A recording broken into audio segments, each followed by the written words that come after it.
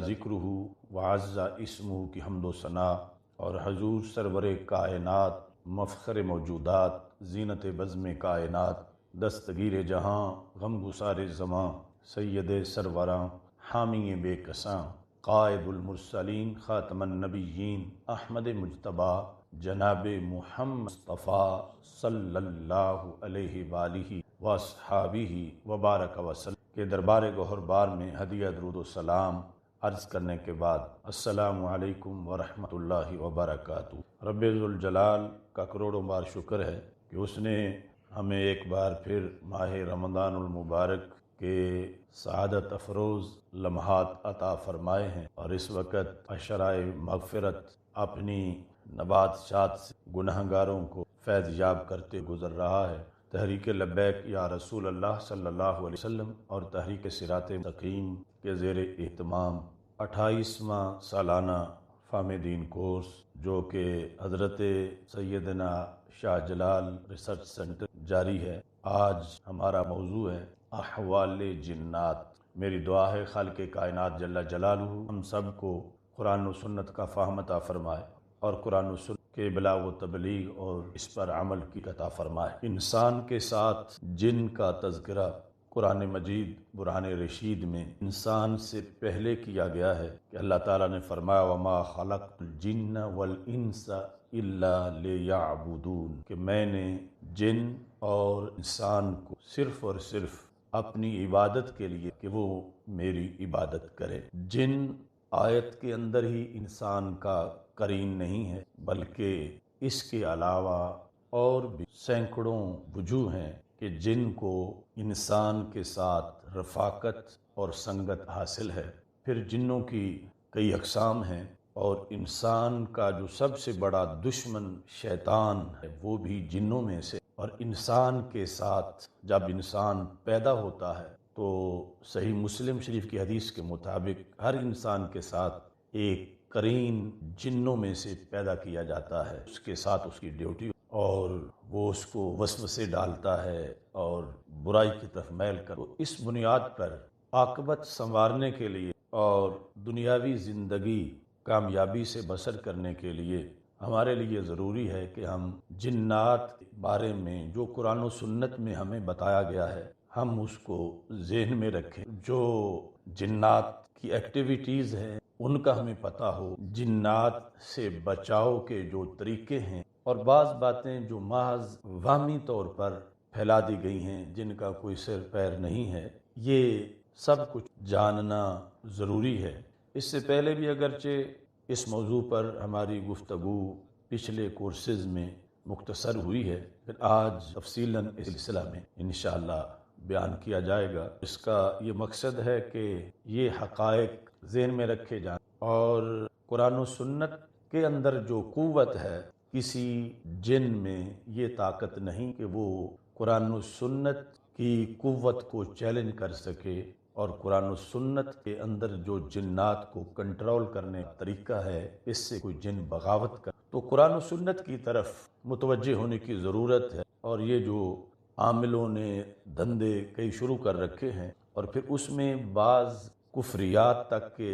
عقائد یا کچھ کام ایسے جو لوگوں سے کروائے جاتے ہیں خود وہ عامل کرتے ہیں، تو ان سب سے بچ کر قرآن و سنت کے سہارے زندگی بسر کرنا یہ عقل مندی بھی ہے، اور یہ دنیا اور آخرت میں کامیابی کا راز بھی ہے۔ قرآن مجید برہان رشید کی متعدد آیات میں جن کے لفظ کا ذکر ہے، رسول اکرم صلی اللہ علیہ وسلم کی متعدد حدیث جو ہیں وہ اس سلسلہ میں موجود ہیں، اور 14 صدیوں کے اندر ائمہ نے جزوی طور پر فقہ کی کتابوں میں یا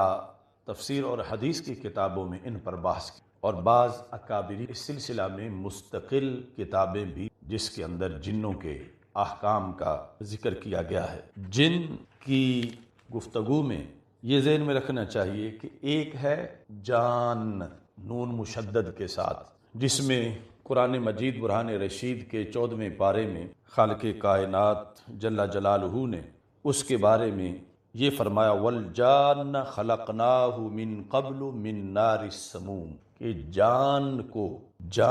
کو ہم نے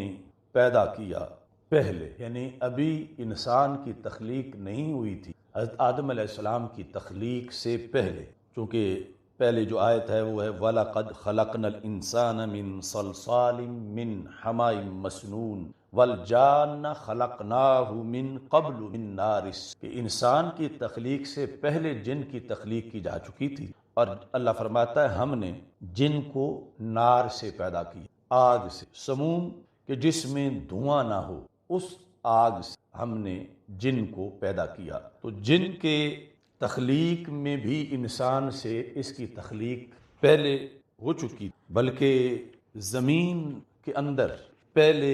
مستدرک للحاکم کی حدیث کے مطابق ساری آبادیاں زمین پر جنوں کی تھیں، جس طرح کہ حضرت عبداللہ بن عباس رضی اللہ تعالی عنہما سے روایت ہے کہ یہ جو آیت ہے انی جاعل فی الارض خلیفہ کہ میں زمین میں اپنا خلیفہ بنانے والا ہوں، اس آیت کے تحت حضرت عبداللہ بن عباس رضی اللہ تعالی عنہ نے یہ فرمایا ہے وَقَدْ كَانَ فِيهَا قَبْلَ أَن يُخْلَقَ بِأَلْفِ عَامٍ الْجِنُّ بْنُ الْجَانِ حضرت آدم علیہ السلام کی تخلیق سے پہلے زمین میں 2000 سال پہلے جنوں کی آبادی تھی جو سارے جان کی اولاد تھے، بن الجان تھے، یعنی جس طرح سارے انسان حضرت آدم علیہ السلام کی اولاد ہیں، ایسے سارے جن جو ہیں یہ جان کی اولاد ہیں، یعنی جان ایک ہے اور جن آگے بے شمار ہیں، جس طرح حضرت آدم علیہ السلام تو ایک ہیں اور آگے اولاد آدم بہت سی ہے۔ فَأَفْسَدُوا فِي الْأَرْضِ تو یہ جب زمین پر رہتے تھے انسان کی تخلیق سے پہلے تو انہوں نے زمین میں فساد کیا، وَسَفَكُوا الدِّمَاءَ اور خون ریزی کی، فَبَعَثَ اللَّهُ عَلَيْهِمْ جُنُودًا مِّنَ الْمَلَائِكَةِ تو رب ذوالجلال نے پھر آسمان سے فرشتوں کے لشکر بھیجے، فَضَرَبُوهُمْ انہوں نے انہیں مارا، یعنی فرشتے پتہ چلا کہ جنوں سے پاورفل ہیں، تو جنوں کا جو فساد تھا، شرنگیزیاں تھیں زمین پر، ان کو ختم کرنے کے لیے اور اصل میں اولاد آدم علیہ السلام کے لیے زمین خالی کرنے کے لیے فرشتوں کو بھیجا گیا کہ وہ جنوں کو مار کے انہیں سائیڈ پہ کرے، حتی القوہم بجزائر البحور تو جنوں کو فرشتوں نے مار مار کے سارے جو آبادیاں عام زمین کی وہ خالی کروا دی اور انہیں سمندروں کے جزیروں میں ڈال دیا۔ سمندروں کے جو جزیرے تھے، یعنی جو انسانوں کے لیے تو چٹیل میدان، میدانی علاقہ یا جس طرح بھی مفید جگہ ہیں، ان سب کو خالی کر کے انہیں سمندروں کے جزیروں کے اندر ڈال دیا گیا۔ تو اس بنیاد پر جن کے لحاظ سے بحث 14 صدیوں میں بھی ہوتی رہی، یہاں تک کہ یعنی وجود جن جو ہے اس کے بارے میں کسی نے بھی اختلاف نہیں کیا کہ کوئی کہے کہ جن ہوتے ہی نہیں ہیں، یہاں تک کہ کفار نے بھی وجود جن کو تسلیم کیا، اور ادھر مسلمان جو جمہور ہیں انہوں نے بھی وجود جن کو تسلیم کیا، اور تواتر کے ساتھ جنوں کی اخبار انبیاء علیہ السلام سے ثابت ہوئی مختلف امتوں کے اندر۔ صرف فلاسفہ میں سے کوئی مٹھی بھر فلاسفہ ہیں جو حال کہ جنہوں نے جن کا انکار کیا۔ جنوں کے لحاظ سے یہ بنیادی طور پر ذہن میں رکھنا چاہیے، ایک ہے لفظ شیطان اور ایک ہے لفظ ابلیس۔ ابلیس ایک ہے اور شیطان کئی ہیں، تو وہ جان جو ہے جان، اس کی اولاد میں سے جب یہ مقصد ہو صرف جن کو بیان کرنا جو سمپل جن ہے، تو پھر انسان کے مقابلے میں اسے جنی کہا جاتا ہے، منسوب الی الجن، یعنی جنی اور انسی اس طرح آپس میں ان کا تذکرہ ہوتا ہے۔ چونکہ ویسے جنوں کے لحاظ سے جو شیطانوں میں پھر زیادہ سرکش ہو جائے تو اسی جن کو پھر عفریت کہا جاتا ہے۔ ویسے عفریت کا اطلاق اردو ادب میں تو بڑے سانپ پہ کیا جاتا ہے، لیکن جو بہت خبیث جن ہو اس جن کو عفریت کے ساتھ تعبیر کیا جاتا ہے، یعنی مطلقاً جنوں میں سے خبیث بنے تو وہ شیطان ہوتا ہے، اور شیطانوں میں پھر جو خبیث ترین ہو اس کو عفریت کے ساتھ تعبیر کیا جاتا ہے۔ نافرمان جن کو شیطان سے تعبیر کیا جاتا ہے، تو ابلیس جو ہے اس کی ساری اولاد آگے شیاطین ہیں، اور پھر شیطان کا اطلاق جو ہے وہ بعض انسانوں پہ بھی کیا جاتا ہے، شیاطین الانس والجن، کہ جنوں اور انسانوں میں سے شیاطین۔ تو وہ اگرچہ انسان وہ یہ نہیں کہ کوئی آگ کے بنے ہوتے ہیں، مٹی کے ہی ہوتے ہیں، مگر اپنی عادتوں کے لحاظ سے وہ شیطان کی صحبت کا اثر ان پر ہوتا ہے، تو پھر ان کو شیاطین سے تعبیر کیا جاتا ہے۔ قرآن مجید برہان رشید میں رب ذوالجلال نے جان کا بار بار ذکر کیا۔ سورہ رحمان میں ہے وَخَلَقَ الْجَانَّ مِن مَّارِجٍ مِّن نَارٍ، اور پہلے جس طرح ذکر کیا وَالْجَانَّ خَلَقْنَاهُ مِن قَبْلُ مِن نَارِ السَّمُومِ، تو تخلیق کے لحاظ سے جن آگ سے بنا ہے۔ بعض جو ہمارے محققین ہیں، مثلا امام رازی، انہوں نے جن کی بحث میں لکھا کہ یہ جن ہوا سے بنا ہے، مگر جو راجح قول ہے اور ویسے جو خود قرآن میں موجود ہے تو یہ اس کی تخلیق آگ سے ہوئی ہے۔ مگر آگ سے تخلیق کا یہ مطلب نہیں ہے کہ یہ ہر وقت ہی آگ کی شکل میں رہتا ہے، پھر تو یعنی یہ جہاں سے گزرے وہاں آگ لگ جانی چاہیے، تو ہر وقت یہ آگ کی شکل میں نہیں رہتا۔ اس پر یہ دلیل ہے کہ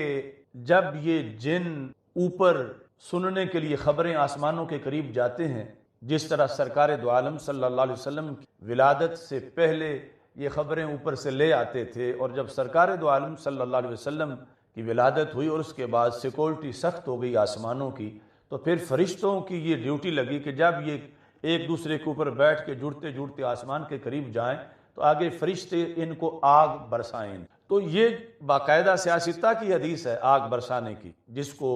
عام عرف میں ستارہ ٹوٹنا کہا جاتا ہے۔ تو اگر یہ یعنی ہر وقت آگ ہی کی شکل میں رہیں تو پھر آگ برسانے سے انہیں نقصان کیا ہوگا کہ ان کو سزا کے طور پر آگے ان پر آگ برسائی جاتی ہے۔ تو اس سے پتہ یہ چلتا ہے کہ تخلیق ان کی آگ سے ہوئی، لیکن اس کا یہ مطلب نہیں ہے کہ ہر وقت یہ صورت آگ میں رہتے ہیں۔ اس کو سمجھنے کے لیے ہمیں حضرت آدم علیہ السلام کی تخلیق جو ہے وہ خاک سے ہوئی، مٹی سے ہوئی، اور اب اولاد آدم یہ نہیں کہ ہر وقت وہ مٹی ہیں، یعنی ان کی موجودہ سارے انسانوں کی صورتحال وہ پڑی ہوئی مٹی سے بالکل مختلف ہے۔ یعنی یہ نہیں کہ ان کو کہا جائے جس طرح مٹی پانی میں گھل جاتی ہے تو یہ انسان بھی کہیں پانی میں داخل ہو تو گھل جائے، ایسا نہیں ہے۔ تو اسی طرح وہ جن اگرچہ آگ سے بنا ہے مگر ہر وقت وہ شکل آگ میں یا آگ کے خواص کی صورت میں نہیں رہتا، بلکہ آگے اس کے مختلف حالات مختلف صورتوں میں مختلف شکلوں میں بدلتے رہتے ہیں۔ اس سلسلہ میں ایک حدیث شریف جو مسند امام احمد بن حنبل میں ہے اور دلائل نبوت کے اندر امام بہقی نے بھی اس کو ذکر کیا ہے کہ نبی اکرم صلی اللہ علیہ وسلم ارشاد فرماتے ہیں عرض للشیطان فی صلاتی، میں نماز پڑھ رہا تھا تو شیطان آ دھمکا، اس نے میری نماز میں مداخلت کرنے کی کوشش کی، فخنقتہ، تو میں نے اس کا گلا دبایا۔ یعنی شیطان جسے اپنے وسوسے ڈالنے پر بڑا گھمنڈ تھا اور اپنی طاقت پر بڑا گھمنڈ تھا، تو رسول اکرم صلی اللہ علیہ وسلم نے یوں دبوچ لیا ہاتھ میں اور اس کا گلا دبایا۔ تو سرکار فرماتے ہیں فرعیت برد ریقہ علی یدی، تو اس کے میرے دبانے سے شیطان کے منہ سے تھوک نکل آیا اور وہ تھوک میرے ہاتھ پہ لگا تو مجھے ٹھنڈا لگا، فوجدت برد ریقہ علی یدی، تو میں نے شیطان کے تھوک کی ٹھنڈک اپنے ہاتھ پر محسوس کی۔ تو اگر وہ ہر وقت جلتی آگ کی طرح ہی ہوتا تو پھر تھوک کا تصور نہیں ہو سکتا تھا، چہ جا کے آگے پھر تھوک ٹھنڈا بھی ہوتا۔ تو اس بنیاد پر یعنی یہ جو حدیث شریف کے الفاظ ہیں اس سے یہ پتہ چلتا ہے کہ تخلیق اگرچہ اس کی آگ سے ہوئی ہے لیکن ہر وقت وہ بصورت آگ نہیں رہتا، آگے مختلف قسم کے اس کے احوال ہوتے ہیں۔ نبی اکرم نور مجسم شفیع معظم صلی اللہ علیہ وسلم کی ایک حدیث جو صحیح مسلم میں ہے، حضرت عائشہ صدیقہ رضی اللہ تعالی عنہا روایت کرتی ہیں کہ رسول اکرم صلی اللہ علیہ وسلم نے ارشاد فرمایا، خلقت الملائکۃ من نور، فرشتوں کو آگ سے پیدا کیا گیا، وخلق الجان من مارج من نار، اور جان جو ہے اس کو آگ سے پیدا کیا گیا۔ فرشتے نور سے پیدا ہوئے، خلقت الملائکۃ من نور، فرشتوں کو نور سے پیدا کیا گیا، اور جان جو کہ جنوں کا بڑا ہے اس کو آگ سے پیدا کیا گیا۔ وَخُلِقَ آدم مِمَّا وُصِفَ لَكُمْ، اور حضرت آدم علیہ السلام کو اس سے پیدا کیا گیا جو تمہیں قرآن مجید برہان رشید میں بتایا گیا ہے، یعنی مٹی سے۔ اس حدیث سے جو صحیح مسلم کے اندر ہے، یعنی یہ معلوم ہوتا ہے کہ جن کی تخلیق میں دوسری رائے رکھنا بہت کمزور بات ہے، یہ آگ سے ہی پیدا ہوا، قرآن میں بھی ہے، حدیث میں بھی ہے۔ لیکن تخلیق کے بعد جس طرح انسان مٹی سے پیدا ہوا، تو یہ نہیں کہ اس کے بازو مٹی کے ہیں، اب یہ اس کی یعنی جسم، ہڈیاں، گوشت اس کی اور حیثیت ہے، تو جو مٹی کے خواص ہیں یہ ہر وقت ان کا ترجمان نہیں ہے۔ تو ایسے ہی آگ بھی ہر وقت وجود جن کے اندر بھڑکتی ہوئی موجود نہیں ہوتی۔ جنوں کی کئی اقسام ہیں، اور یہ اقسام خود رسول پاک صلی اللہ علیہ وسلم نے بیان کی۔ امام بہقی کی کتاب ہے الاسماء والصفات، اس کے اندر امام بہقی نے یہ حدیث ذکر کی ہے کہ رسول اکرم صلی اللہ علیہ وسلم نے فرمایا، الجن ثلاثۃ اصناف، جن تین قسم کے ہوتے ہیں، فصنف لہم اجنحہ، ایک قسم جنوں کی وہ ہے جن کے پر ہوتے ہیں، اجنحہ، یطیرون بہا فی الہواء، وہ ان پروں سے ہوا میں اڑتے ہیں۔ اب رسول اکرم صلی اللہ علیہ وسلم سے جو باتیں بھی ثابت ہیں بشکل حدیث، وہ یہ آج کے جو لوگوں کی اغلوطے ہیں اور گھڑی ہوئی باتیں ہیں، ان کے مقابلے میں ہمارے لیے سرکار کے فرامین میں رہنمائی ہے اور اس پر ایمان اور یقین ہے۔ فرمایا کہ جن جو ہیں یہ پروں پر ہوا میں اڑتے ہیں۔ اب کوئی یہ کہے کہ ہمیں اڑتے نظر نہیں آتے یا اگلی قسمیں، تو اس میں لفظ جن کا مطلب ہی یہ ہے کہ جو نظر نہ آئے، یعنی یہ امام بیضاوی رحمۃ اللہ علیہ نے تفسیر بیضاوی میں یہ بتایا کہ بشر کی وضاحت میں کہ بشر جن کے مقابلے میں ہے، تو ان کا آپس میں مقابلہ کس طرح ہے کہ بشر وہ ہوتا ہے جو اس کی جسامت وجود اس کا نظر آتا ہے، اور جن وہ ہے جو نظر نہیں آتا۔ یعنی یہ نہیں ہے کہ بشر وہ ہے جو مٹی کا بنا ہوا ہو، بشر وہ ہے کہ یعنی اب آپ جتنے حضرات یہاں بیٹھے ہوئے ہیں تو کوئی ایک بھی ایسا نہیں کہ جس میں یہ صلاحیت ہو کہ وہ اپنے آپ کو نظر نہ آنے دے، یعنی ضرور اس کی شکل صورت جہاں بھی انسان بیٹھا ہو، وہ اگر سامنے ہے کہیں کسی پردے کے اندر نہیں ہے تو وہ اپنے آپ کو چھپا نہیں سکتا۔ یہ ہے بشر ہونے کا مطلب کہ اس کی جلد، چمڑا، کھال، یہ ظاہر ہے اس کا وجود۔ اور جیم اور دو نون یہ حروف کا مادہ عربی زبان میں جس میں بھی آتا ہے وہاں چھپنے والا مطلب ضرور ہوتا ہے۔ جس طرح کہ لفظ جنون ہے تو عقل کو ڈھانپ دیتا ہے، جس طرح کہ جنت ہے تو وہ ہماری آنکھوں سے چھپی ہوئی ہے، جس طرح کہ جنان یعنی دل کو اور باطن کے امور کو اس سے تعبیر کیا جاتا ہے تو وہ بھی چھپا ہوا ہے۔ تو جن بھی یعنی اپنے معنی میں، اپنے لفظ کی روشنی میں کہ جن وہ ہے کہ جو چھپا ہوا ہے، یعنی عام حالات کے اندر وہ نظر نہیں آتا، اگرچہ نظر آ سکتا ہے لیکن وہ جس وقت اپنی ایک روٹین میں ہے تو وہ موجود ہونے کے باوجود نظر نہیں آتا۔ جس طرح کہ مثلا اب جتنے بھی انسان یہاں موجود ہیں سب نظر آ رہے ہیں، لیکن نہ جانے کتنے جن ہوں اور ان میں سے کوئی بھی نظر نہیں آ رہا، کیونکہ جن کے جن ہونے کا مطلب ہی یہ ہے کہ وہ اپنی اصل تخلیق کے لحاظ سے اس کے جو ہر وقت عام اس کی حالت ہے بشر کے مقابلے میں وہ یہ ہے کہ وہ نظر نہ آئے، اگرچہ پھر نظر آنے کے مختلف اسباب بھی ہیں اور مختلف صورتیں ہیں۔ رسول اکرم صلی اللہ علیہ وسلم نے فرمایا دوسری قسم جنوں کی صنف حیات و کلاب، کہ وہ سانپ اور کتے ہیں، یعنی ہیں جن لیکن شکل ان کی سانپ کی ہے، اور وہ شکل سانپ میں ہی لوگوں کو نظر آتے ہیں، یعنی ان کا کام پروں سے اڑنا نہیں ہے، وہ سانپ کی شکل میں جن ہوتے ہیں۔ اور ایسے ہی کلاب، یعنی ہر کتا ایسا نہیں لیکن کچھ کتوں کی شکل میں جن ہوتے ہیں، اور وہ مثلا گھروں کے اندر یا کہیں ایسا کوئی سانپ ظاہر ہوتا ہے، پھر یہ حکم بھی ہے کہ اس کو یہ کہا جائے کہ تمہارا معاہدہ تھا حضرت سلیمان علیہ السلام سے کہ تم انسانوں کے گھروں میں نہیں آئے ہو، تو اگر تم جن ہو تو پھر بھاگ جاؤ یہاں سے ورنہ تجھے قتل کر دیا جائے گا۔ تو یہ یعنی اس کو مارنے سے پہلے اسے کہا جائے حدیث شریف کے مطابق، تو اگر وہ جن ہوا تو پھر غائب ہو جائے گا، کیونکہ اگر جن ہونے کی شکل میں اس کو مارا جائے گا تو پھر مارنے والے کا بہت نقصان ہو سکتا ہے، کہ جب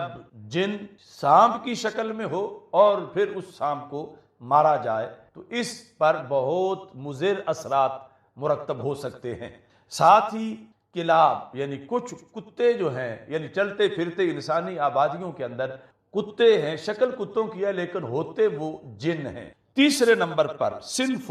یحلون و یزعنون، کہ جو کسی دوسرے جسم میں ذی روح کے اندر وہ انہوں نے حلول کیا ہوتا ہے، کسی دوسرے جسم کے اندر انہوں نے حلول کیا ہوتا ہے، اور وہ جسم ان کی گویا کہ ایک سواری ہوتے ہیں، تو اس میں بھی یعنی علیحدہ کوئی پہچاننے کی صورت نہیں ہے، نہ وہ نظر آتے ہیں جو اڑ رہے ہیں اور نہ یہ نظر آتے ہیں جنہوں نے حلول کیا ہو، باقی جو سانپ کی شکل میں ہوں، یعنی وہ سانپ کی شکل والے، یہ مطلب نہیں کہ وہ اس شکل کو ختم نہیں کر سکتے، وہ اچانک غائب ہو سکتے ہیں، اور ایسے ہی کتے کی شکل والے بھی، لیکن وہ اس شکل میں عام انسانی آبادیوں میں اور لوگوں کو دیکھنے میں نظر آتے ہیں۔ تو نبی اکرم نور مجسم شفیع معظم صلی اللہ علیہ وسلم سے پھر جن کا مختلف شکلوں کے اندر جانا، تبدیل ہو جانا، اس کا بھی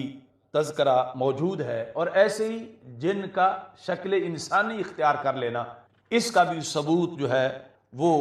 شریعت مطہرہ میں موجود ہے۔ ایک حدیث شریف میں ہے کہ ہمارے آقا صلی اللہ علیہ وسلم نے فرمایا الکلب الاسود شیطان، کہ جو کالا کتا ہے یہ شیطان ہے۔ تو عام کتوں کے مقابلے میں پھر اس کے اندر اس شکل میں جن کے ہونے کے چانسز جو اس کیٹاگری کے جن ہیں یہ زیادہ ہے۔ نبی اکرم نور مجسم شفیع معظم صلی اللہ علیہ وسلم کا یہ فرمان بھی موجود ہے جامع ترمذی میں، ان بالمدینۃ جنا قد اسلموا، کہ مدینہ منورہ میں کچھ جن ہیں جو کہ مسلمان ہو چکے ہیں، چونکہ ہمارے آقا صلی اللہ علیہ وسلم جس طرح انسانوں کی طرف نبی بنا کے بھیجے گئے ہیں، اس طرح جنوں کی طرف بھی نبی بنا کے بھیجے گئے ہیں، یعنی آپ نے جنوں کے لیے بھی احکام پہنچائے ہیں، جن بھی مکلف ہے، چونکہ جو اللہ تعالیٰ فرماتا وما خلقت الجن والانس الا لیعبدون، تو پھر عبادت کے طریقے جو ہیں وہ جنوں کے لیے بھی ہیں، اور وہ بھی مکلف ہیں کہ ان طریقوں کے مطابق اللہ کی بندگی کرے۔ اس واسطے یعنی ماضی میں پھر ایسے بھی ہوا کہ کچھ جن بھی مفتیان کرام اساتذہ کے پاس پڑھتے رہے، اور پھر ان کا یعنی ایک لقب ہے مفتی ثقلین، کہ وہ جنوں انس کے مفتی تھے، اس طرح کئی تذکرے ملتے ہیں۔ تو رسول اکرم صلی اللہ علیہ وسلم نے فرمایا یہ جو مدینہ منورہ کے جن مسلمان ہو چکے ہیں، فَإِذَا رَأَيْتُم مِّنْ هَٰذَا الْأَوَامِرِ شَيْئًا، اگر تم اپنے آبادیوں کے اندر کوئی چیز ایسی دیکھ لو تو 3 بار تم ان کو وارننگ دو کہ تم یہاں سے چلے جاؤ، اور اگر وہ وہاں سے نہ جائیں تو پھر اس کے بعد جو ہے فَإِن بَدَا لَكُمْ فَاقْتُلُوهُ، اگر تم چاہو تو پھر اس کو قتل کر دو۔ یعنی پہلے یہ ہے کہ تم اس کو متوجہ کرو، اور اس حدیث کے ذریعے سے کہ رسول پاک صلی اللہ علیہ وسلم نے حکم دیا ہوا ہے تم کو کہ تم انسانوں کے گھروں میں نہ آؤ، تو اس واسطے تم یہاں سے چلے جاؤ۔ رسول اکرم صلی اللہ علیہ وسلم نے وہاں سے جنوں کو دور ہٹانے کے لحاظ سے کہ جب یہ کوئی آثار یا قرائن پائے جائیں، اس کا مستقل تو ہم موضوع کے آخر میں بیان کریں گے، لیکن یہ جو چونکہ حدیث میں اس کا یہاں ذکر آیا، تو جب ایسی صورتحال ہو تو ہمارے آقا صلی اللہ علیہ وسلم کے فرمان کی روشنی میں حضرت عمر رضی اللہ تعالی عنہ نے آگے یہ بیان کیا، جو کہ مصنف عبد الرزاق میں ہے، کہ آپ نے فرمایا فَإِذَا رَأَيْتُم مِّن ذَلِكَ شَيْئًا فَأَذِّنُوا، کہ جب جنوں میں سے کوئی چیز تنگ کرنے والی پائی جائے تو تم اذان پڑھو، فَأَذِّنُوا، تو یعنی بجائے اس کے کہ انسان کسی عامل کی طرف جائے یا اور کوئی طریقہ غیر شرعی اپنائے، تو حضرت عمر رضی اللہ تعالی عنہ